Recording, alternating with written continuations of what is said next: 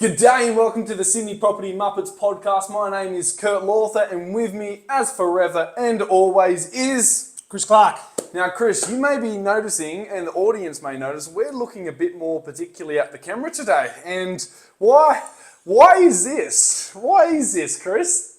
I may not have realised that when we just recorded this podcast, or this episode, that my iPhone storage was full. So we are re-recording it. I thought we weren't going to talk about it, but turns out we are. We are. Who loves dropping people under the bus? Right. What's today's topic? Let's crack straight into it. I think we should do that. Yeah, today's topic is changes in the real estate industry, Chris. And the reason why this sort of came up is because you had a conversation with... I'll lead on to it. I had a past colleague of mine from my previous life sort of reach out to me over the Christmas New Year's period.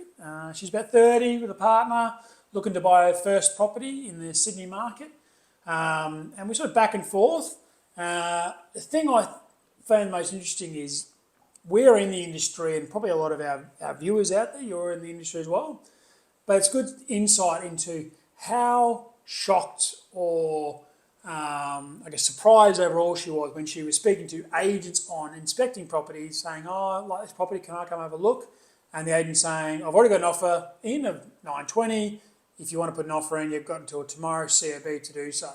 She's not seen, inspected, anything at all, really assessed the property itself. So I'm imagining her jaw is probably on the ground. I would think so. And that appears to be a conversation she's had 2, 3, 4 times over, and just sitting there going, "Chris, I can't believe..." She was almost like calling out saying, "This can't be real. Like, are these agents really going to sell the property? Are they just trying to hoodwink me?"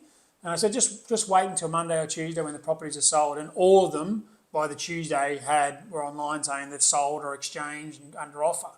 So it goes to show you that is what's happening. You do need to move fast, and that change of what's happening in the real estate industry, the biggest thing that's changed is that speed. Yeah. From 20 years ago to now is definitely happening at a far more rapid pace. Why do you think that is, Kurt? Now, I'd actually like to defend selling agents and buyers agents, because buyers agents are quite relevant now in our industry, and it's actually the consumer, because the buyers are wanting, just with technology and everything, we can, instead of, for example, having to wait for a shopping order or going to a shopping order or taking 7 days, stuff rocks up straight away now. And that's led into the industry where you want to buy a property, you're buying it now, which means the agents, to stay on top of their game, need to act quicker, both buying and selling agents. Yep, on both sides. It's actually the consumer that's pushing this rapid speed, which is also meaning, we'll get a little bit later, holidays are getting smaller as well. That's true. Like, the thing I think about with her example, before we get onto that, is the other who's putting in offers in that property probably are people who are like her, but they're a year or 2 or 6 months, whatever, is down the track. Yep. So they're probably the same as her, has had their mouth open. "Oh my God, can't believe this is happening a year or 2 years ago," and are now realising that's why they've got to do it. And so she needs to get to that point. I'm hoping that I can help her condense that period. It's where a buyer's agent, I think, quite often when we are looking in the market and talking to agents, one of the biggest things we do, and we hinted at, we'll talk about next week's episode, we're going to, is really understanding what your brief is, what your criteria is. And one of the things we do is we sit down with our client and really define what they're looking for and what they're not, even before we go look at properties.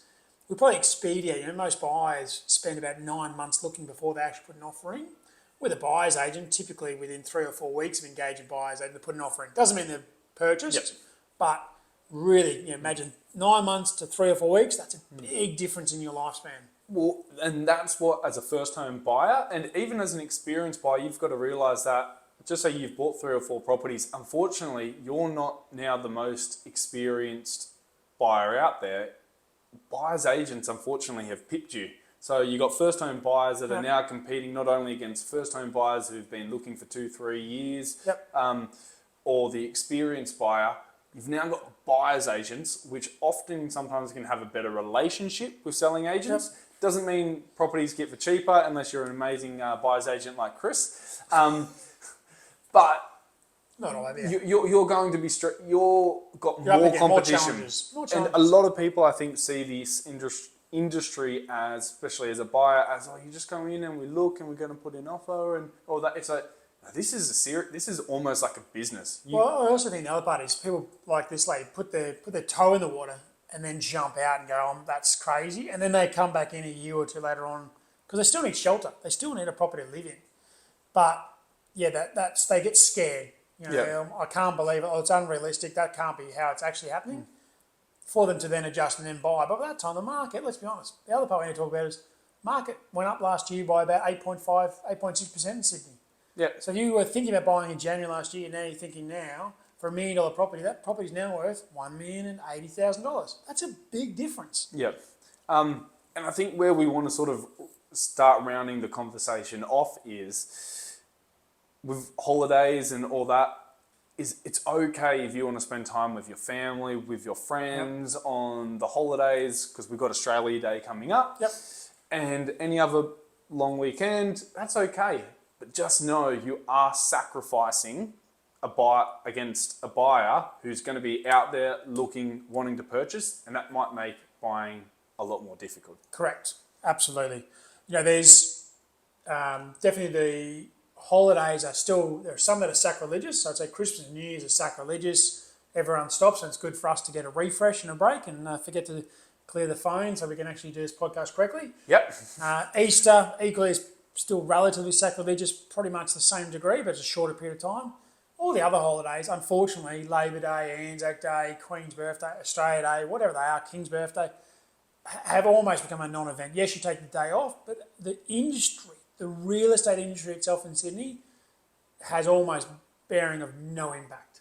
Yeah. So much so it has an impact, I think, a little bit on some buyers. So I had a client last year looking in Summer Hill, had an apartment during that Labor Day weekend. For us, it made no difference. Went to inspect the property. There was a few less buyers, not too many, say 30% less out there.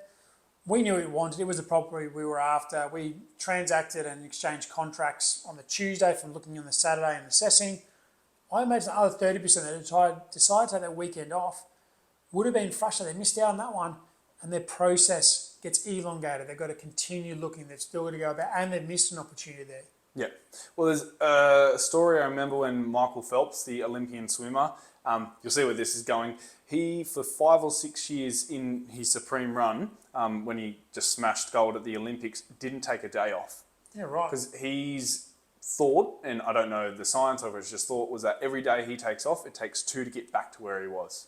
Yeah, right. So he just went 7 days hard for 5 or 6 years, and extreme athlete, but it showed the results at the end of the day. I'm not sure if that's a biological truth for everybody, but it's an amazing story. And I relate that more to property. If you do take a weekend off, it doesn't necessarily mean it's going to take you a really long time to buy. It might take you 2 weeks. But you are then setting yourself back because you haven't bought that weekend, or you haven't seen that property which you've then able to go and make an offer. Or make an offer, or not make an offer. Yep. Right. And I was just going to say, probably try and shift this a little bit to a selling side. I had a story of some clients last year. We had the property going to go to auction or open on not Australia Day, the AFL Grand Final, and they were a bit sceptical about it. And I said, trust me, if buyers are wanting to buy, they're missing the AFL Grand Final. They're missing those big sporting events to buy the property. Yeah, it's one of those things, right? So it's those sort of days. It's not a holiday, but you can get it. But in this current market, or in how the market's run, it doesn't make a lick of difference, does it? If you want that property, you will make yourself available. Yeah. So clearly, those are some changes in the real estate industry. I think the biggest takeaway point that I would say is, if you're not ready to move fast, you're just not ready to buy in the Sydney market, particularly within that 10 kilometres from the CBD. You need to be ready. You've got to have your ducks in a row and ready to go. And if you're not, you're either going to do some education to help you get there fast, so buyers agents, real estate agents, mortgage brokers, or you need to buy elsewhere. Yep, basically. Harsh but true. Yes, the harsh reality of the industry. So, Chris, let's move into the lighter side of the conversation. 3 quick questions. 3 quick cues. Yep.